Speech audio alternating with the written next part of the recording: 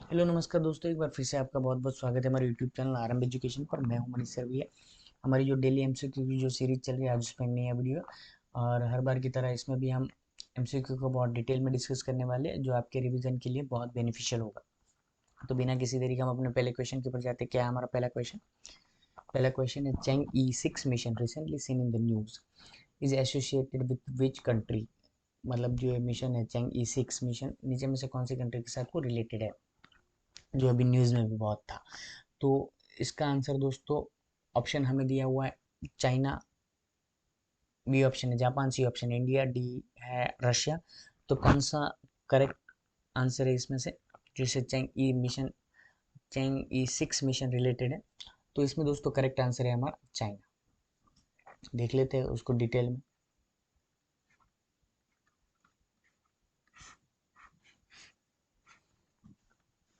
कुछ क्वेश्चन अपने आप को पूछेंगे और हम ये आंसर देंगे। जैसे कौन सी कंट्री ने मिशन लॉन्च किया था? चाइना। चाइना की कौन सी सिटी से मिशन को लॉन्च किया गया था? हैनान एक सिटी है चाइना में, वहाँ से मिशन को लॉन्च किया गया था। नेक्स्ट क्वेश्चन, मून के लिए लॉन्च किया गया था। कौन से स्पेस कौन से ये सैटेलाइट के लिए या तो कौन से प्लैनेट के लिए लॉन्च किया गया था? तो क्या आंसर है, मून के लिए लॉन्च किया गया था। दूसरी बात, ये चैंग E6, ये क्या मतलब होता है इसका, ये नाम यही क्यों रखा गया? क्योंकि चैंग जो है वो मून की गॉडेसिस है, मून की देवी है। कौन सी माइथोलॉजी के हिसाब से? चाइनीज माइथोलॉजी के हिसाब से, चाइनीज माइथोलॉजी के हिसाब से ये मून की देवी है, इसलिए चैंग ये नाम रखा हुआ है। और कौन सा क्वेश्चन, मून में कौन सी जगह पे इसको लैंड किया गया, इस स्पेस क्राफ्ट को? तो वो है साउथ पोल। कौन सी जगह पे? साउथ पोल, जिसको बोला जाता है एटकेन बेसिन, ये भी एक नाम है साउथ पोल का, जहाँ इसे चैंग E6 को लैंड करवाया गया। नेक्स्ट क्वेश्चन है, मून क्यों हिस्ट्री बना रहा है ये मिशन, और क्यों ये बहुत ज़्यादा न्यूज़ में चल रहा है? क्योंकि ये मून की फार साइड जो है, वहाँ पे इसको लैंड करवाया गया। अब मून जो है दोस्तों, ये एक साइड यहाँ पे जो कभी भी अर्थ के सामने इस साइड नहीं आती, वो फार साइड है। ये अर्थ के सामने जो साइड हमेशा दिखती है वो नियर साइड है, और ये फार साइड कभी भी अर्थ के सामने नहीं आती है। और ये नियर साइड जो हमेशा अर्थ के सामने रहती है। अब देखिए दोस्तों, ये दोनों जो है 27.3 ये डेज, और 27.3 डेज, ये जो अब अपनी एक्सिस पे रोटेट, जो मून अपने एक्सिस पे रोटेट होता है, उसमें भी वही टाइम लगता है। और मून जो पूरा अर्थ को ऑर्बिट पे पूरा घूमता है, उसमें भी सेम टाइम लगता है। यही सबसे बड़ा रीज़न है कि ये फार साइड जो है दिखती नहीं है। अब आप सोचिए कि कोई भी, अब मान लीजिए कि ये अपनी एक्सिस के ऊपर रोटेट हो रहा है, तो 27.3 डेज जो है अपनी एक्सिस पे रोटेट हो रहा है। तो मतलब अगर कोई एक मून जो है पूरा का पूरा अगर रोटेट हो जा रहा है, तो ये फार साइड तो अर्थ के सामने आनी चाहिए, 100% आनी चाहिए, क्यों नहीं आ रही? अगर मान लीजिए कोई चीज़ जो है वो रोटेट हो रही है, और हम यहाँ पे खड़े हैं फॉर एग्जांपल, तो ये चीज़ यहाँ से मान लीजिए कि यहाँ से रोटेट होना शुरू हुई, यहाँ पे पूरा 360 डिग्री ख़त्म करके जब ये पूरा यहाँ पे पहुँचेगी, तो ये साइड जो है, जो हमें मान लीजिए कि फार साइड है और ये नियर साइड है, तो फार साइड कभी ना कभी तो हमारे सामने आएगी। तो फिर ये क्यों बोला जाता है कि मून की जो है फार साइड इंडिया के सामने, मतलब ये अर्थ के सामने कभी नहीं आती? उसका रीज़न क्या है दोस्तों? आप अब प्रैक्टिकल जब भी करोगे ना, तब आपके दिमाग में ये पूरी बात बैठेगी। जैसे आप एक चेयर लेके बैठ जाइए, और कोई भी जो है फ्रेंड है या तो कोई भी है जो आपके साथ, उसको बोलिए कि कोई अपने अपने पास कोई क्रिकेट का बॉल या तो कोई भी चीज़ हाथ में ले ले, और जैसे मान लीजिए कि एक हमने कोई एक हमने ये मान लीजिए कि A4 साइज का पेपर ले लिया और उसको यहाँ पे आप एक पेन से या तो मार्कर से टिक मार्क कर दीजिए और उस पेपर को हाथ में लेके वो जो भी आपका फ्रेंड है जो भी आपके आसपास है उसको अपना एक चेयर जहाँ पे आप बैठे हो उसका एक राउंड लगवाइए और पेपर को इस तरह से हाथ में पकड़ना है कि वो हमेशा चेयर की तरफ ही, ये पेपर का जो पॉइंट किया हुआ है वो हमेशा चेयर के साथ ही रहे। तो जब ये करोगे दोस्तों तो आपको आपको समझ में आएगा कि ये जो है इसको मून मान आप एज्यूम करें और इसकी जो चेयर पे जो आप बैठे हो उसको अर्थ एज्यूम करें। तो ये आप जब ये पूरा रोटेशन खत्म होगा तो ये पूरा का पूरा जब ऑर्बिट में ये चेयर को पूरा का पूरा जो घूम लिया जाएगा तब आपको पता लगेगा कि ये जो साइड है वो हमेशा आपके सामने भी रही है और फिर भी जो है ये पेपर पूरा का पूरा रोटेट भी हुआ है। एक बार आप प्रैक्टिकल करके देखिए तब आपको समझ में आएगा। ये एक सबसे बड़ा रीज़न है कि ये रोटेट भी हो रहा है मून और तब भी जो है फार साइड उसकी कभी भी सामने नहीं दिखाई देती। यहाँ तक क्लियर दोस्तों? यहाँ तक मैं हमारा जो है मिशन के बारे में जो है बताना था वो हो गया। अब ऑप्शन के बारे में जो हर बार हम देखते हैं वैसे थोड़ा मैं आपको डिटेल में बता देता हूँ। जैसे चाइना से शुरू करते हैं। चाइना की जो स्पेस एजेंसी है दोस्तों वो 1993 में शुरू की गई थी। स्पेस से रिलेटेड जो स्पेस एजेंसी है वो उसको इस्टेब्लिश किया गया था 1993 में। क्या नाम है? Chinese national space administration, CNSA, Chinese national space administration. ये जो है 1993 में शुरू किया गया था। अब यहाँ पे जापान ऑप्शन है दोस्तों। तो जापान के बारे में इससे पहले भी हमने डिस्कस किया था। जैक्सा जो है जापान एरोस्पेस एक्सप्लोरेशन एजेंसी, तो ये 2003 में शुरू किया गया था दोस्तों। और यहाँ पे मैं अगर बताऊँ आपको तो ये इसका हेडक्वार्टर बीजिंग में, बीजिंग चाइना, वहाँ पे ये CNSA का हेडक्वार्टर है और जैक्सा का हेडक्वार्टर टोक्यो में है दोस्तों।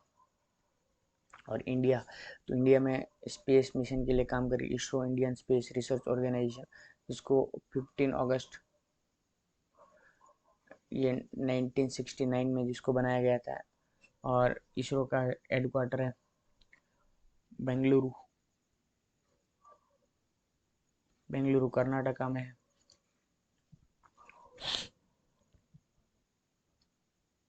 और ये जो स्पेस डिपार्टमेंट उसके अंदर काम करता है और स्पेस डिपार्टमेंट डायरेक्ट PMO के अंदर काम करता है। मतलब कोई मिनिस्ट्री नहीं है दोस्तों ये इसरो के लिए। अब रसिया, तो रसिया के लिए जो स्पेस एजेंसी है वो रोसकॉस्मोस है, रोसकॉस्मोस, जिसको चाइना की एजेंसी है जो ये स्पेस एजेंसी उससे पहले ही बनाया गया था। 1982 में इसको इस्टेब्लिश किया गया था।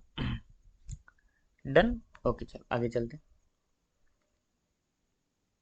ये जो चेंग E6 मिशन का पूरा स्पेस क्राफ्ट है। हाँ, नेक्स्ट क्वेश्चन क्या है दोस्तों? Which of the following statement is are correct about the battle of Plassey? Plassey के बारे में कौन सा क्वेश्चन जो है स्टेटमेंट करेक्ट है? पहला स्टेटमेंट क्या कह रहा है? It was the fought in 1757 between the British and Sirajuddaula. Okay. Second B option statement क्या कह रहा है? The British won due to the betrayal of the by the Mir Jafar. C statement क्या कह रहा है हमारा? The battle was fought in Delhi, Delhi में बैटल लड़ा गया था। और डी क्या स्टेटमेंट कह रहे हैं? British east India company lost the battle. Okay. तो पहला क्या कह रहा है? बैटल को किसके बीच में लड़ा गया था? ब्रिटिश और सिराजुद्दौला के बीच में लड़ा गया था 1757। करेक्ट है, इसमें कोई दो राय नहीं है, पहला स्टेटमेंट करेक्ट है। दूसरा, मीर जाफर की जो है वो जब धोखा किया उसकी वजह से बैटल को ब्रिटिशों ने जीत लिया, ये भी बात सही है। बैटल को दिल्ली में लड़ा गया था, गलत बात है। बैटल को प्लासी में लड़ा गया था। प्लासी एक जगह है, कहाँ पे? ये मुर्शिदाबाद से अगर आप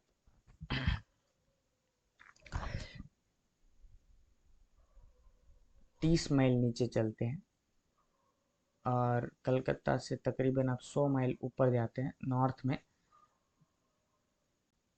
तो आपको एक जगह आएगी, वो जगह है प्लासी, वेस्ट बंगाल के अंदर अभी फिलहाल। ये तकरीबन 20 माइल आप साउथ में जाओगे और 100 माइल जो कलकत्ता से अगर आप नॉर्थ में जाओगे तो आपको ये प्लासी एक जगह मिलेगी। प्लासी एक फॉरेस्ट हुआ था, तो फॉरेस्ट हुआ करता था दोस्तों। जो प्लास है, प्लास नाम का फॉरेस्ट हुआ करता था, और उसके जो फ्लावर है उससे होली खेलने में यूज किया जाता था उसका।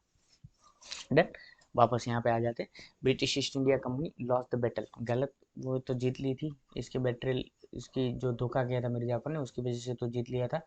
तो हमारा ऑप्शन जो स्टेट सी और डी जो है स्टेटमेंट गलत है। तो सी और डी गलत है, और all about the all all of the above A भी गलत हो जाएगा। और बी और सी गलत है, तो ये भी ऑप्शन गया। हमारा ऑप्शन बचता है ए और बी करेक्ट है दोस्तों। अब बैटल ऑफ प्लासी के बारे में डिस्कस करें तो सबसे पहले ये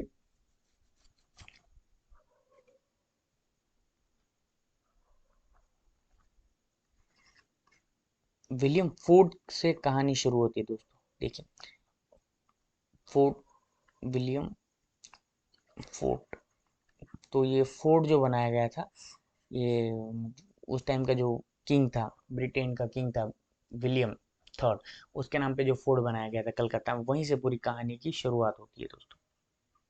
कलकत्ता में कब बनाया गया था ये फोर्ट का टाइम चला था 1696 से लेकर ये 1706 तक, यहाँ तक काम चला था ये फोर्ट बनाने का।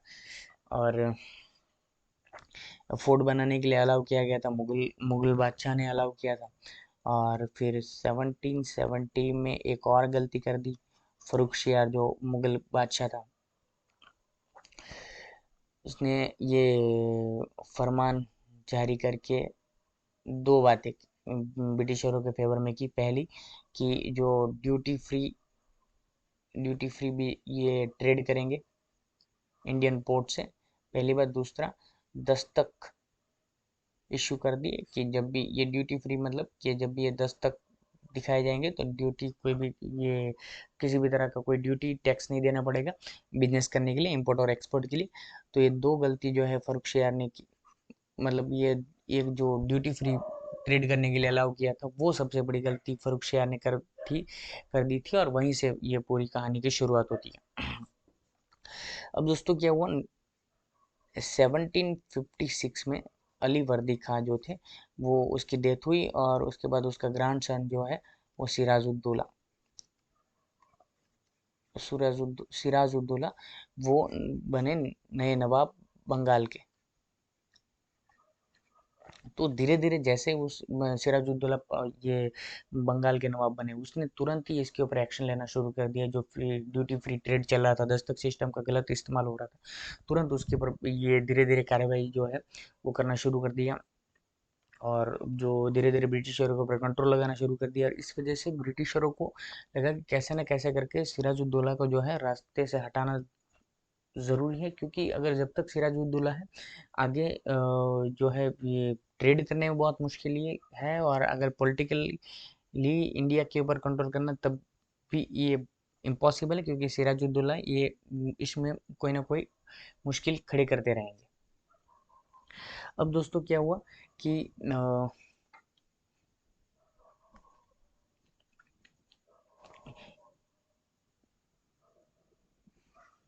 सिराजुद्दौला के ऑर्डर को धीरे धीरे जो है वो सिराजुद्दौला को रियलाइज हुआ कि सिराजुद्दौला जो भी ऑर्डर दे रहे हैं उसको डिसोबे किया जा रहा है, उसको ब्रिटिशरों के द्वारा माना नहीं जा रहा है। तो फिर एक और भी बात थी कि विलियम फोर्ट को जो है स्ट्रांग किया जा रहा था, उसको मजबूत किया जा रहा था, उसकी दीवारें जो है उसको बड़ी की जा रही थी। तो उसको जो है सिराजुद्दौला ने ऑर्डर दिया कि भाई जो अपना काम है उसको बंद करो, इतनी बड़ा फोर्ट बनाने की ज़रूरत नहीं है, आप बिजनेस कर सकते, ट्रेड कर सकते, लेकिन ये इतना फोर्ट बनाकर अगर आप फोर्ट बनाओगे तो कल जाके हमारे अगेंस्ट ही अटैक करोगे, और खुद ही फोर्ट में आप अपने आप को बचाने के लिए इसका यूज़ करोगे। तो सिराजुद्दौला की बातें जो है वो डिसोबे हो रही थी, इस वजह से गुस्से में आकर सिराजुद्दौला ने क्या किया, एक बार 20 जून 1756 को कलकत्ता में जाकर, क्योंकि ये ब्रिटिशर डिसोबे कर रहे थे, ऑर्डर मान ही नहीं रहे थे, तो कलकत्ता में जाकर जहाँ पे फोर्ट विलियम था वहाँ पे जाके ब्रिटिशों के ऊपर अटैक किया और 146 लोगों को वहाँ से अरेस्ट किया। और कलकत्ता के एक कमरे में जो है, कलकत्ता के फोर्ट के जो एक कमरे में लोगों को बंद कर दिया। छोटा सा कमरा था जहाँ पे 20 लोग भी नहीं समा पा रहे थे, उसमें ठूस ठूस के 146 लोगों को वहाँ पे उस कमरे में डाल दिया और ठूस दिया।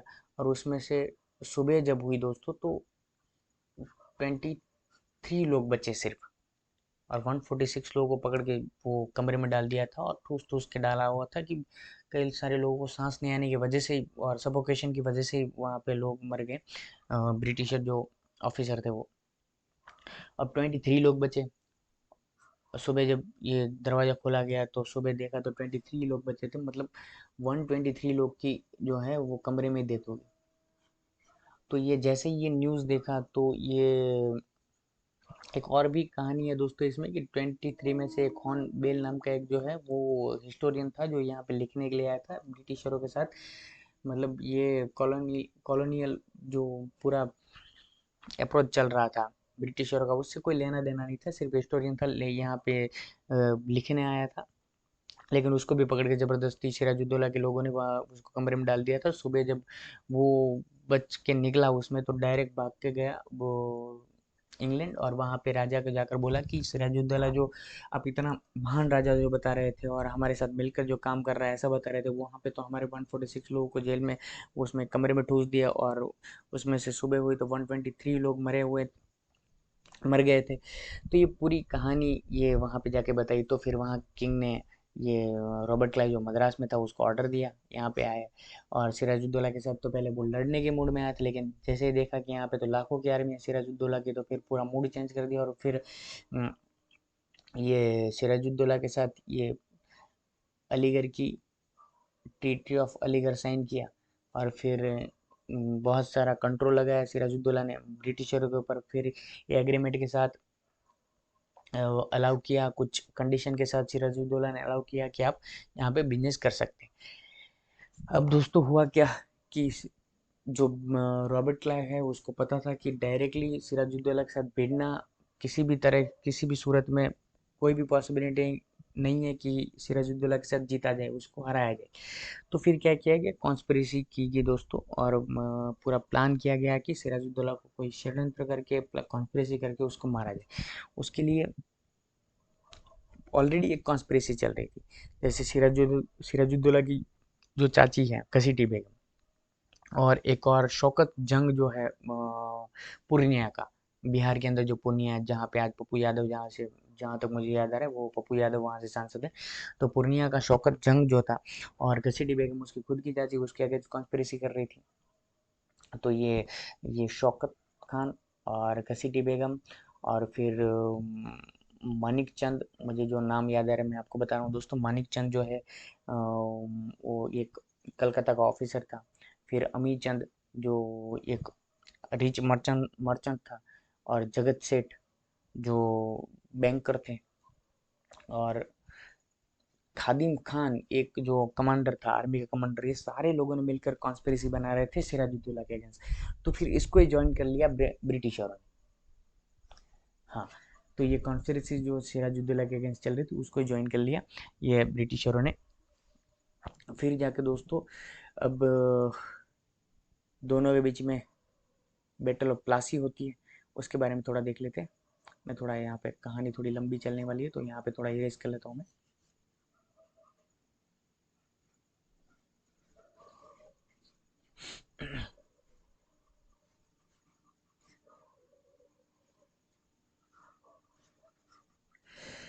अब दोस्तों सब लोगों ने मिलकर जो कॉन्स्पिरेसी बनाई थी और अल्टीमेटली ये कन्वर्ट हो गया ये बैटल में। और कौन सी बैटल, बैटल ऑफ प्लासी। तो फाइनली दोनों के बीच में लड़ाई हुई, ब्रिटिशर और सिराजुद्दौला के बीच में। तो सिराजुद्दौला के पास दोस्तों ये पहले तो मैं डेट बता देता हूँ कौन सी डेट है। 23 जून 1757 को ये बैटल हुई थी प्लासी में, जो बंगाल में एक जगह है। सिराजुद्दौला के पास तकरीबन तकरीबन 50,000 सोल्जर थे और 50 के आसपास कैनन मतलब तोप थी। और उसके सामने जो रॉबर्ट क्लाइव था उसके पास सिर्फ 3000 के आसपास सोल्जर और 12 कैनन, मतलब 12 तोप थी। तो मतलब नए के बराबर उसके पास लोग थे, लेकिन फिर भी इसमें सिराजुद्दौला हार गए। क्यों? क्योंकि ये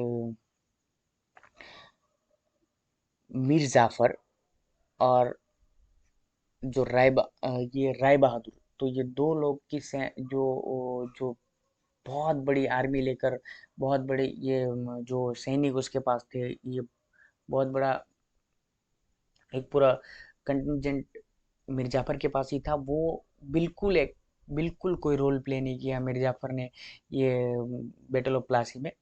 कोई कोई रोल नहीं था मिर्जाफर का, सिर्फ स्टैंडिंग पोजीशन में थे। और फिर इस धोखे की वजह से, क्योंकि कमांडर इन चीफ है मिर्जाफर, और वही उसकी सोल्जर को ही बोल दिया है कि इसमें इन्वॉल्व ही नहीं होना है। तो फिर सिराजुद्दौला को यहाँ पे इन कंपल्शन यहाँ से उसको भागना पड़ा। और मीर जाफर का जो बेटा है, वो मीर जाफर का बेटे का नाम मैं आपको, मिरान शायद नाम है। हाँ दोस्तों, मिरान, मीर जाफर के बेटे का नाम है मिरान। तो मिरान मिरान ये सिराजुद्दौला का पीछा किया और मुर्शिदाबाद की तरफ जा रहे थे सिराजुद्दौला, ये यहाँ से निकल के बैटल से, क्योंकि उसको पता ही लग गया था कि ये इसमें हारने वाले हैं। तो यहाँ से निकल के मुर्शिदाबाद जा रहे थे, और उसमें मीर जाफर का जो बेटा है मिरान, उसने रास्ते में ये मेरे सिराजुद्दौला को मार दिया। तो यहाँ तक कि ये बैटल ऑफ प्लासी की कहानी है दोस्तों। फिर आगे और भी बाकी रह जाता है, मैं आपको इसी में बता देता हूँ कि मीर जाफर जब ये वादा उसको यही किया गया था ब्रिटिशरों ने, कब तक आप ये कमांडर बन के रहेंगे, कब तक सेनापति बन के रहेंगे, नवाब बन, हम हमारा साथ दे दो, हम आपको नवाब बना देंगे। तो यही वो लालच में आ गया, और फिर ये धोखा किया सिराजुद्दौला के साथ। तब फाइनली जब वो उसको नवाब बनाया गया, तो उसने इसको इनाम देना पड़ा ब्रिटिशरों को। तो 24 परगना जो है उसका टैक्स कलेक्शन करने का जमींदारी राइट ब्रिटिशरों को देना पड़ा। और दूसरा 1 करोड़ 77 लाख 1 करोड़ 77 लाख का इनाम देना पड़ा ये ब्रिटिशरों को। और उसमें से स्पेशली 2 मिलियन तो दोस्तों ये रॉबर्ट क्लाइव को ही देना पड़ा। ये पूरी कहानी है बैटल ऑफ प्लासी की। देन चलो, आंसर क्या बनता है हमारा? ये नेक्स्ट क्वेश्चन के ऊपर जाते हैं। नेक्स्ट क्वेश्चन क्या है हमारा? Consider the following statement regarding the dual government system by introduce by the Robert Clive. First option क्या है, स्टेटमेंट क्या है, ये क्या कहना चाह रहे? ड्यूअल गवर्नमेंट सिस्टम है, उससे रिलेटेड जो रॉबर्ट क्लाइव ने इंट्रोड्यूस किया था, उससे रिलेटेड 4 स्टेटमेंट दिए हुए। कौन सा सही है, कौन सा गलत है, हमें देखना है। It was implemented in Bengal in 1765। दूसरी बात, the system separated the political power from the economic power. इसको, ये जो ड्यूअल गवर्नमेंट है, मैं बताता हूँ आपको ड्यूअल गवर्नमेंट क्या होता है।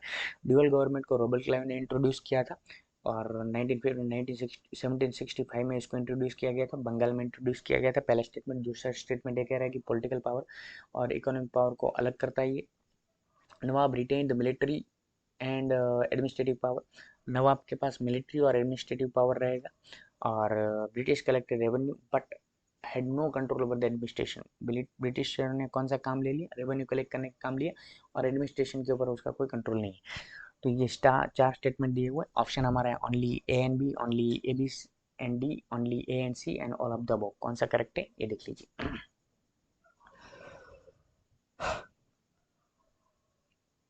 तो दोस्तों, पहला जो स्टेटमेंट है, बंगाल में इम्प्लीमेंट किया था, सही बात है। 1765 में किया था, ये भी करेक्ट है। और सिस्टम सेपरेटेड पॉलिटिकल और इकोनॉमिक पावर, इन दोनों को अलग कर दिया, पॉलिटिकल पावर को और इकोनॉमिक पावर को अलग करती है, सही बात है। और नवाब को जो है वो मिलिट्री पावर और एडमिनिस्ट्रेटिव पावर है, गलत, ये सही नहीं है, क्योंकि नवाब के पास कोई मिलिट्री पावर नहीं बचा हुआ था। और तो ब्रिटिशरों के पास टैक्स कलेक्ट करने का राइट था, लेकिन उसके ऊपर एडमिनिस्ट्रेशन के ऊपर कोई उसका राइट नहीं था। ये बात, ये करेक्ट नहीं है। तो ये ऑप्शन को हम निकाल देते हैं, ये ऑप्शन गलत है। और सी भी गलत है। हमारा करेक्ट आंसर है option A and B. Option A and B हमारा करेक्ट आंसर है।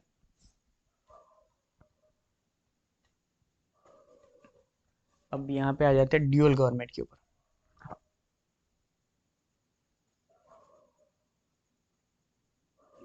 Dual government. अब देखिए दोस्तों, ड्यूअल गवर्नमेंट में क्या है कि ड्यूअल गवर्नमेंट जैसे ही ये बैटल ऑफ बक्सर के बाद पूरा का पूरा राइट जब ब्रिटिशरों के पास आ गया, बैटल ऑफ बक्सर, उसके बाद जब पूरा का पूरा राइट ब्रिटिशरों के पास आया, तो ब्रिटिशरों ने जो है पूरी एडमिनिस्ट्रेटिव सिस्टम को दो पार्ट में डिवाइड कर दिया। पहला है रेवेन्यू कलेक्शन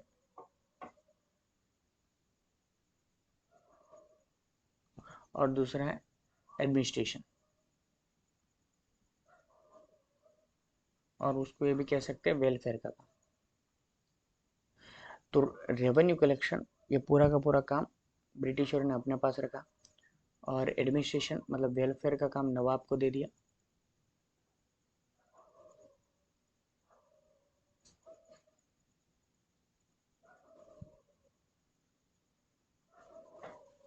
तो वेलफेयर का काम नवाब को दे दिया और रेवेन्यू कलेक्शन का काम जो है ब्रिटिशर ने अपने पास रखा। अब देखिए इसमें क्या है दोस्तों कि इस वजह से नवाब जो है वो धीरे धीरे कंगाल होता जा रहा था, क्योंकि पैसा है नहीं, रेवेन्यू कलेक्शन वेलफेयर करोगे कैसे लोगों का, एडमिनिस्ट्रेशन करोगे कैसे, पूरी सैलरी दोगे कैसे अपने ऑफिसर को, ऑफिसर जब तक नहीं होंगे एडमिनिस्ट्रेशन चलेगा कैसे, लोगों का वेलफेयर भला करोगे कैसे, लोगों का डेवलपमेंट करोगे कैसे, जैसे पैसे नहीं है तो होगा कैसे सारी चीज़ें। तो ये नवाब को काम दे दिया, पैसे नहीं दिया, और ब्रिटिशरों ने पैसे रख लिए, काम अपने पास कुछ नहीं रखा। ये ड्यूअल एडमिनिस्ट्रेशन का पूरा कंसेप्ट है दोस्तों। क्लियर? ओके। और ये बैटल ऑफ बक्सर यहाँ पे मैंने लिखा है दोस्तों, मैं आपको बता देता हूँ। जैसे फिर अभी बहुत इतनी लंबी कहानी नहीं खींचूंगा, मैं आपको शॉर्ट में बताने की कोशिश करता हूँ कि जब ये मीर जाफर जब बने नवाब, और उसके बाद उसको रियलाइज़ हुआ कि ये तो बहुत सारा करोड़ों रुपए मुझे देने पड़ रहे हैं, और ड्यूअल एडमिनिस्ट्रेशन ये मतलब करोड़ों रुपए मुझे देने पड़ रहे हैं, और मेरे पास तो कुछ बच ही नहीं रहा है, नाम के लिए नवाब, काम तो मेरे पास इतना कुछ है ही नहीं, पावर तो है ही नहीं। तो फिर जब उसको रियलाइज़ हुआ, उसने ये रिवोल्ट करना शुरू किया धीरे धीरे।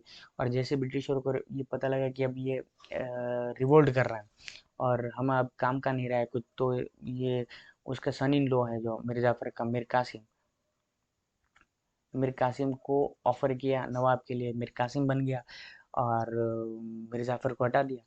तो मीर कासिम को जब बनाया तो ब्रिटिशरों को लगा कि ये हमारी कठपुतली बन के रहेगा, लेकिन मीर कासिम जो मेरे ये ये सबका बाप है मीर कासिम, उसने बोला कि मैं आपके बिल्कुल आपके अंडर काम नहीं करूंगा, मैं अपने हिसाब से जो मुझे नवाब के एज ए नवाब जो मुझे सही लगा कि वो ही मैं काम करूंगा। तो ब्रिटिशरों को लगता है कि फिर से गलती होगी, मीर जाफर को हटाकर मीर कासिम को लाया, तो हमने तो गलती कर दी, है ना। तो फिर ये मीर कासिम को भी ये हटा दिया यहाँ से, और मीर जाफर के पास फिर से गया। मीर जाफर कोई जो है सेल्फ रिस्पेक्ट वाला इंसान नहीं है, सेल्फ रिस्पेक्ट से उसको डिग्निटी जैसी कोई चीज़ नहीं है। जब उसको बुलाया तो फिर बन गया, फिर हटाया तो हट गया, फिर से बुलाया तो फिर से बन गया, कि पहले बनाया, पहले नवाब बनाया था, मीर जाफर को बन गया, फिर से उसको हटा दिया तो वो हट गया, फिर से उसको भी इनविटेशन दिया नवाब बनने के लिए, तो फिर से आ गया वो। लेकिन मीर कासिम वैसा नहीं था, मीर कासिम के दिमाग में चढ़ा कि कोई ऐसा कैसे फॉरेनर आकर मुझे नवाब बना सकता है। कोई बात नहीं, बना सकते, लेकिन जब उसको मना करे, जब उसको मन करे वो बनाएगा, जब उसको मन नहीं करेगा हटा देगा, ऐसे कैसे चलेगा। तो मीर कासिम ने जो है तीन लोगों को, ये अवध का जो नवाब है सुजाउद्दौला, और दिल्ली का जो बादशाह था शाह आलम टू, और खुद मीर कासिम, तो तीन लोगों ने मिलकर फिर से ब्रिटिशरों के अगेंस्ट एक बैटल, एक लड़ाई लड़ी, वो है बक्सर में, बिहार का जो बक्सर एक जगह है, वहाँ पे ये बैटल हुई। शाह आलम टू, सुजाउद्दौला अवध का नवाब, और मीर कासिम, ये तीनों के बीच, तीनों ने मिलकर ब्रिटिशरों के अगेंस्ट, शाह आलम और कासिम और सुजाउद्दौला तीनों, और कौन है सामने, हेक्टर मुनरो, हेक्टर मुनरो। तो ये तीनों को एक साथ हराया हेक्टर मुनरो ने, और ये लास्ट ये बैटल हुई थी दोस्तों 22 अक्टूबर 1764 में बैटल हुई थी, और उसमें इन तीनों को हटाया, मतलब कि ये जो है चालम टू जो है वो दोस्त की मदद करने के लिए गया, सुजाउद्दौला भी दोस्त की मदद करने गया, कौन सा दोस्त, मीर कासिम, उसकी मदद करने गया, अब इसके पास तो कुछ था नहीं, इसके पास कुछ बचा नहीं, तो दोस्त की हेल्प करने के लिए इसके चक्कर दोस्त के चक्कर में सुजाउद्दौला के पास से अवध भी गया, और शाह आलम के पास से दिल्ली का जो पावर था वो भी मतलब धीरे धीरे उसके पास तो जैसे ये औरंगजेब की डेथ के बाद 1707 में तो खत्म हो रहा था, लेकिन जो बचा कुचा था वो भी चला गया। तो ये बैटल ऑफ बक्सर थी दोस्तों, और इसमें हमने करेक्ट करेक्ट आंसर है हमारा ए। नेक्स्ट क्वेश्चन पे चलते हैं। Which of the following statement explain the reason for British success in India? कौन सा जो है रीजन नीचे में दिखा रहा है ब्रिटिशरों के सक्सेस के लिए? तो स्टेटमेंट वन है superior military technique and discipline in British force, correct है, मिलिट्री में वो सुपीरियर थे। Unity among the Indian ruler, unity होती तो ये पूरी कहानी नहीं होती। और use of the advance weaponry by the British, तो ब्रिटिशर जो एडवांस वेपनरी यूज कर रहे थे, करेक्ट स्टेटमेंट है। Lack of the nationalism among the Indian, ये भी बात सही है कि इंडियन के अंदर इतना नेशनलिज्म नहीं था, अपने अपने छोटे छोटे स्टेट के लिए लड़ते रहते थे। तो ऑप्शन ये हमारे ए सी एंड डी, और ऑप्शन यही है फिर, करेक्ट तो यही ए सी एंड डी, तो बी गलत है, बी जहाँ जहाँ आएगा गलत है। तो ये हमारा आंसर जो है यही हो जाता है, ये ऑप्शन करेक्ट है कि मिलिट्री में वो सुपीरियर थे, डिसिप्लिन थी, और एडवांस मशीनरी का यूज़ करते थे, वेपनरी का यूज़ करते थे, और इंडियन लोग के अंदर नेशनलिज्म नहीं था, और नेशनलिज्म नहीं है, यूनिटी नहीं होगी दोस्तों, बी इनकरेक्ट है। नेक्स्ट चलते हैं। Which of the following statement are correct about the subsidy alliance जो है उसके बारे में कौन सा स्टेटमेंट करेक्ट है? स्टेटमेंट है it was introduced by the Lord Wellesley, किसने इंट्रोड्यूस किया? वेलेस्ली ने इंट्रोड्यूस किया। Indian ruler had to maintain the British troop in their state, Indian ruler को उसके स्टेट में ब्रिटिश ट्रूप को मेंटेन करना पड़ता था, ओके। और सी क्या है statement? It rule could veg war with the permission of the britisher, ruler को अगर कोई वॉर शुरू करनी है तो उसको किसको पूछ के वो कर सकता है? ब्रिटिशर को परमिशन लेनी पड़ती है। Policy strengthen Indian kingdom, Indian kingdom को स्ट्रॉन्ग किया, ओके। अब देखिए कौन सा है करेक्ट। ये कहना चाह रहे हैं कि ये वेलेस्ली ने सब्सिडी अलायंस शुरू किया था, करेक्ट है। इंडियन रूलर को मेंटेन करना पड़ता था, ये भी करेक्ट है। और शुरू करने से पहले ब्रिटिश कोई भी वॉर शुरू करने से पहले वो ब्रिटिशरों की परमिशन लेनी पड़ती थी, ये भी सही है। और स्ट्रॉन्ग किया गलत, तो ए बी सी जहाँ पर भी आपको दिख रहा है टिक कर दीजिए दोस्तों, ये हमारा करेक्ट आंसर है। अब देखिए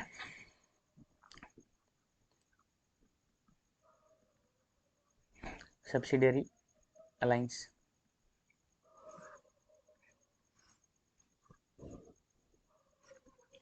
पहली बात किसने शुरू किया?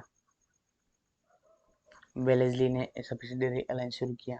सेकंड क्वेश्चन क्या है सब्सिडियरी अलायंस? सब्सिडियरी अलायंस दोस्तों क्या है? एक स्वीट पॉइजन बोला जाता है इसको, मीठा जहर। क्या करेगा? खाने में मजा भी आएगा, स्वीट भी लगेगा, लेकिन मार भी देगा।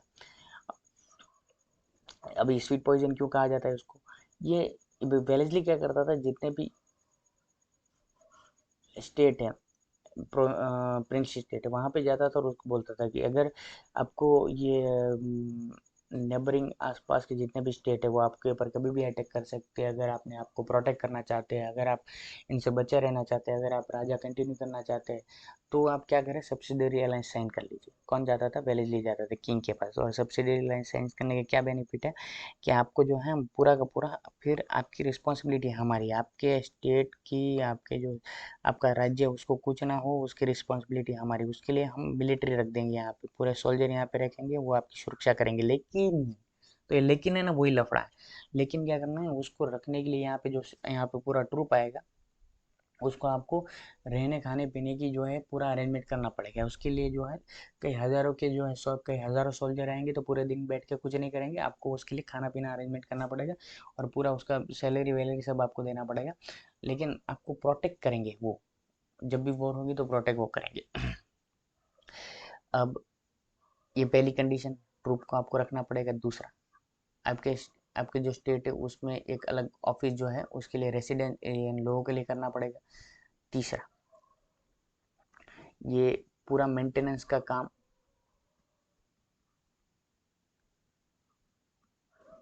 पूरा मेंटेनेंस या ट्रूप जितने भी सोल्जर उसका मेंटेनेंस का काम रिस्पॉन्सिबिलिटी ये किंग की है। फिर चौथी कंडीशन जो है सब्सिडियरी अलायंस के अंदर कोई भी नॉन ब्रिटिश फॉरेनर है अगर कोई, तो उसको निकालना पड़ेगा, मतलब ब्रिटिशरों के अलावा किसी को जगह ही नहीं मिलनी चाहिए। फिफ्थ, अगर कोई भी वॉर शुरू करनी किसी भी स्टेट के साथ, तो पहले किसकी परमिशन लेनी पड़ेगी? हमारी परमिशन लेनी पड़ेगी, ब्रिटिशर कह रहेंगे तभी आप अपने नेबरिंग स्टेट के साथ आप अपनी लड़ाई शुरू कर सकते हैं। फॉरेन रिलेशन जो है उसमें भी हमें पूछना पड़ेगा किस कौन से स्टेट के साथ कैसे रिलेशन है, हमें आपको हम ही उसमें डिसाइड करेंगे, क्योंकि आप किसी के साथ भी कैसे भी रिलेशन कर सकते हैं, आप फिर आपके ऊपर अटैक होगा, फिर हमको बचाना पड़ेगा। तो हम आपके साथ रिलेशन ही खराब नहीं होने पर देंगे किसी के साथ, तो आपके ऊपर कोई अटैक ही नहीं करेंगे, हम आपको ऐसे प्रोटेक्ट करेंगे। इसलिए दोस्तों आप ये जितनी भी कंडीशन देख रहे हैं वो सारी की सारी जो है वो एग्जैक्ट इसको स्वीट पॉइजन बोला जाता है, कि किंग को ये सारी बातों में जो है उसको लाया गया।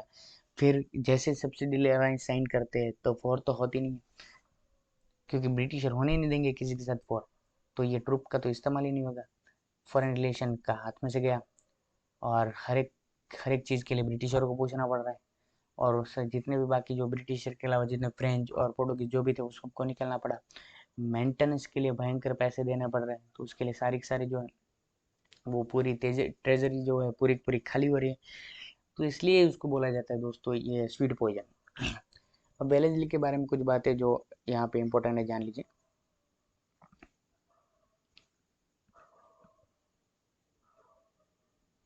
पहली बात वेलेस्ली के बारे में हमारे दिमाग में ये हमेशा रहना चाहिए कि fourth Anglo Mysore war Wellesley के टाइम में हुआ था, जिसमें टिप्पू सुल्तान की डेथ हुई थी। डन, याद रखना है पहली बात। दूसरी बात, टिप्पू ये वेलेस्ली के बारे में याद रखना है। फोर्ट विलियम कॉलेज बनाई थी दोस्तों वेलेस्ली ने, फोर्ट विलियम कॉलेज, ये जो आईएएस ऑफिसर जितने भी थे उसको ट्रेनिंग देने के लिए। तीसरी बात आपको ये वेलेस्ली के बारे में याद रखनी है, second second Anglo Maratha war हुई थी वेलेस्ली के टाइम में, 1803 से लेकर 1805 में एंग्लो मराठा वॉर हुई थी, और 1803 में ये कॉलेज बनाई गई थी। डन, और ये जो फोर्थ बैटल हुई थी ये 1799, ये जब टिप्पू सुल्तान की डेथ हुई थी इसमें से, ये Anglo Mysore war, fourth Anglo Mysore war याद रखना है। और फोर्ट फोर्ट विलियम कॉलेज बनाई गई थी वो याद रखना है। फिर सेकंड एंग्लो मराठा वॉर हुई थी वेलेस्ली के टाइम में वो याद रखना है। फोर्थ सब्सिडी अलायंस वाला तो मामला है आपको पता ही है। नेक्स्ट चलते हैं, नेक्स्ट क्या क्वेश्चन है हमारा। हाँ दोस्तों एक बात और आपको बताना रहेगी, कौन से स्टेट सबसे पहले ये किसे शुरू किया था। फर्स्ट स्टेट जिसने ये सब्सिडी अलायंस साइन की वो हैदराबाद। फर्स्ट स्टेट हैदराबाद है, आपको याद रखना है, हैदराबाद जिसने ये सब्सिडी अलायंस साइन की थी। देन ओके, नेक्स्ट क्वेश्चन क्या है, which of the following statement is are true regarding the doctrine of lapse.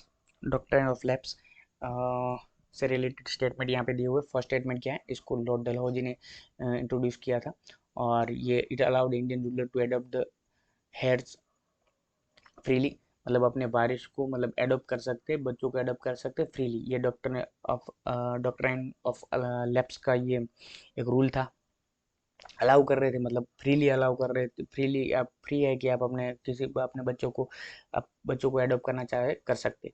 Territory without the natural heirs, यहाँ पे लिखा है दोस्तों HEIR, लेकिन उसको प्रोनाउंस किया जाता है heir, were annex by the British. तो territory without the natural heir were annex by the British, तो मतलब बायोलॉजिकल अगर किंग का बच्चा नहीं है, खुद का उसका बेटा नहीं है, मतलब एडॉप्ट किया हुआ बच्चा नहीं है, और उसका खुद का बेटा है, तो वो किंग कंटिन्यू कर सकता है, आगे रूल कर सकता है। अगर वो नेचुरल बेटा नहीं है, उसके डेथ के बाद वो आगे उसका बेटा अगर एडॉप्ट किया हुआ है तो वो आगे रूल नहीं कर सकता। वो territory it should have become part of britisher, किसकी भी हो जाएगी, ब्रिटिशरों की हो जाएगी टेरिटरी पूरी।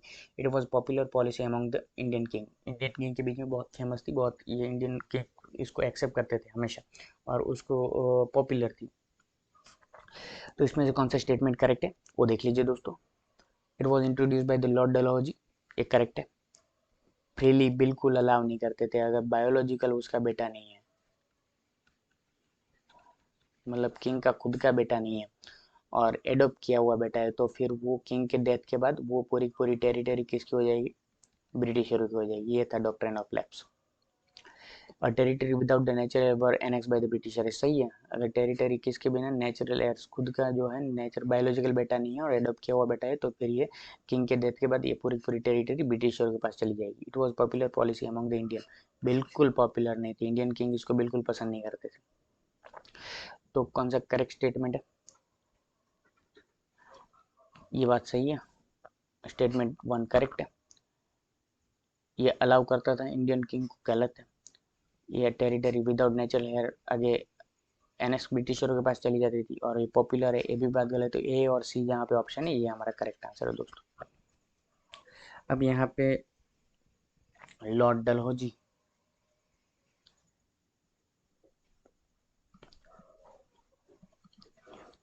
डलहौजी के बारे में कुछ बातें जान लेते दोस्तों, इम्पोर्टेंट कुछ बातें।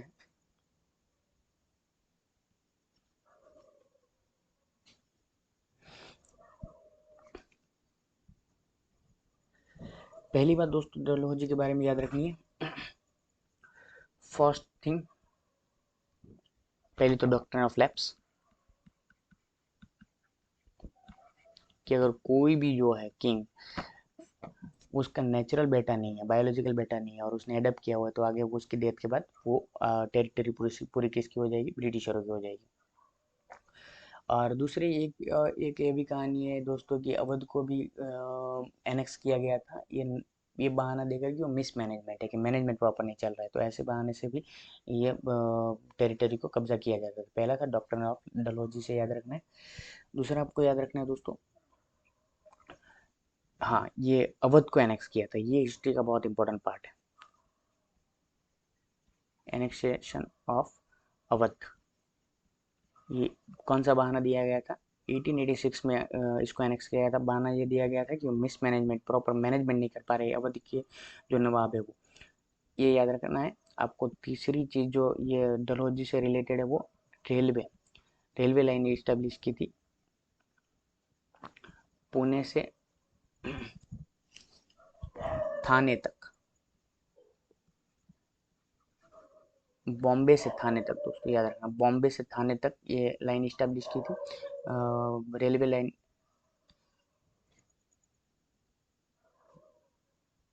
डलहौजी ने। और कौन से, 1853 में। फिर फोर्थ आपको याद रखना है डलहौजी के बारे में, telegraph system, telegraph and postal system भी ये इसने शुरू किया था डलहौजी ने। और पहली टेलीग्राफ जो लाइन है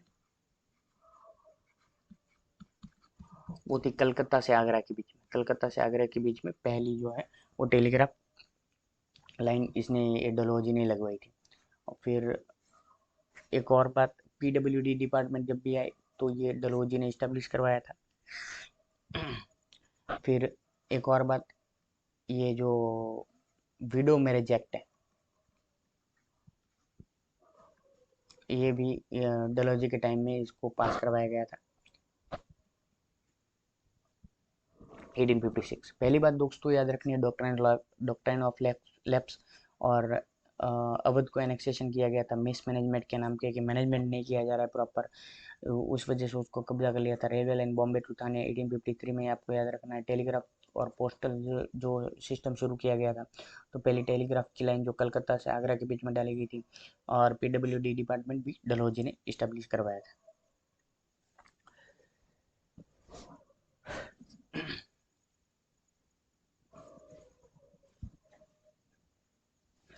डॉक्ट्रिन ऑफ ये लैप्स में पहला स्टेट जैसे हमने उसमें देखा था सब्सिडी अलायंस में, उसमें था हैदराबाद, इसमें है सतारा, 1848 में पहला स्टेट जो ये डॉक्ट्रिन ऑफ लैप्स में आया था, ये ब्रिटिशरों के अंडर, वो सतारा। लास्ट बट नॉट लिस्ट दोस्तों, लास्ट क्वेश्चन क्या है हमारा, gulf of Aiden recently seen in the news is a deep water basin that form a natural sea link between the which two sea, तो कौन से दो सी के बीच में जो है लिंक बना था Gulf of Aden? Red Sea, Arabian Sea, B option Red Sea and Black Sea option Mediterranean Sea and Arabian Sea, D option है Caspian Sea and Sargasso Sea. देख लीजिए एक बार लोकेशन आप। पहले तो न्यूज में था, क्यों न्यूज में था? Threat in the Gulf of Aden and Red Sea could increase question Rajnath.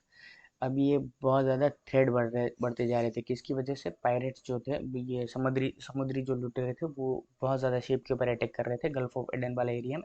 इस वजह से बहुत ज़्यादा न्यूज़ में थे एरिया। अब देख लीजिए दोस्तों, ये अर्थ के ऊपर का लोकेशन, ये क्लियर कट बहुत अच्छा व्यू दिख रहा है। और ये देख लीजिए, ये है गल्फ ऑफ एडन, ऊपर है यमन और नीचे है सोमालीलैंड, एरिटेरिया, और यहाँ पे है रेड सी और यहाँ पे है अरेबियन सी। अरेबियन सी और रेड सी को जो कनेक्ट कर रहे हैं वो है गल्फ ऑफ एडन। डन। यहाँ पे बाब अल मंदेब। तो आपको ये रेड सी और अरेबियन सी, ये हमारा करेक्ट आंसर है दोस्तों। ये है रेड सी और अरेबियन सी, ये हमारा करेक्ट आंसर। देखिए नीचे ये भी सारे जितने भी ब्लैक सी है, मेडिटेरियन सी है, अरेबियन सी है, कैस्पियन सी है, सरगासो सी, इसको भी देख लेते हैं, इसका भी लोकेशन देख लेते हैं। ये देखिए दोस्तों, अब ये थोड़ा उसमें आगे चले जाते हैं।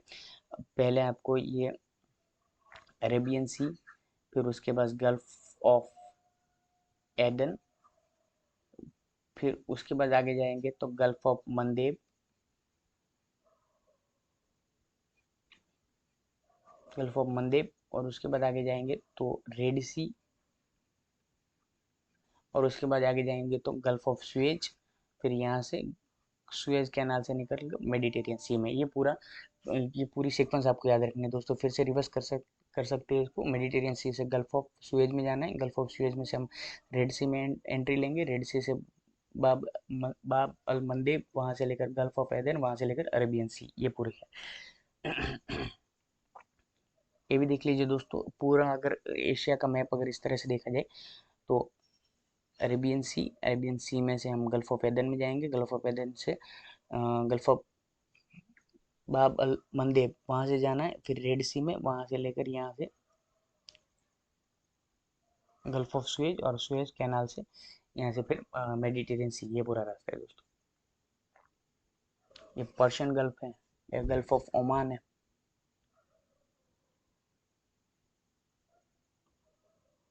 ये दोस्तों ये देखिए ब्लैक सी का वहाँ पे हमने ऑप्शन में था, ब्लैक सी भी देख लीजिए। ब्लैक सी ये यूरोप के अंदर, टर्की के नॉर्थ में, और यहाँ पे ये रशिया जो है, यूरोप का रशिया, उसके ये वेस्ट में है, और यहाँ पे ये यूक्रेन के साउथ में, रोमानिया के ईस्ट में ये ब्लैक सी है। डन। चलो, और कौन सा लोकेशन था? मेडिटेरियन सी का लोकेशन था, जो ये अफ्रीकन कॉन्टिनेंट जो है उसके नॉर्थ में, और यूरोप के साउथ में, और एशिया के वेस्ट में है,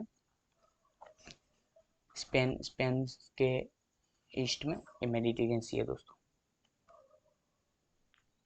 यहाँ से फिर से भी वही लोकेशन देख सकते हैं। मेडिटेरियन से हमें सुएज कैनल में जाना है, सुएज कैनल में से ये गल्फ ऑफ सुएज में जाना है, वहाँ से रेड सी में, और आगे मैंने जैसे आपको बताया था बाब ए मलदेव, वहाँ से गल्फ ऑफ एदन, और वहाँ से अरेबियन सी। देखिए ये अरेबियन सी है, ये पूरा इंडिया का लोकेशन, गल्फ ऑफ कच्छ वाला एरिया, ये खंबात वाला एरिया, और एक gulf of Oman, Persian gulf.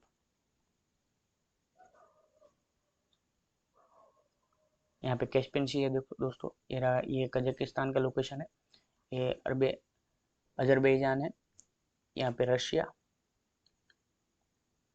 यहाँ पे तुर्कमेनिस्तान, यहाँ पे ईरान। तो कैस्पियन सी के यहाँ पे आपको ईस्ट में दिखेगा कजाकिस्तान, तुर्कमेनिस्तान, और वेस्ट में है अजरबैजान, साउथ में है ईरान, और ये सरगासो जो एक रिवर, सॉरी सी, हमने जो जो ऑप्शन में था हमारा दोस्तों, ये नॉर्थ अमेरिका और साउथ अमेरिका के बीच में है।